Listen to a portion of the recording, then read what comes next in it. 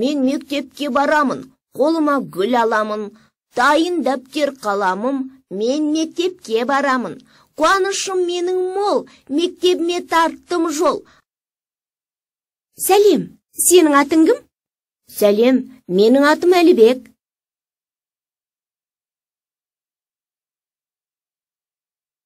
Сәлем, Саша. Сәлем, Әлібек. Сен неше жастасың? Мен 7 жастамын. Сен ше? Мен 6 жастамын.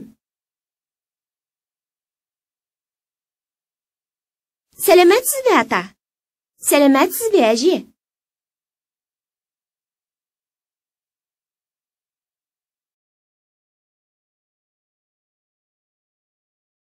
Өзім туралы.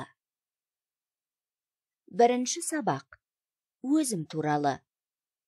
Бірінші тапсырма.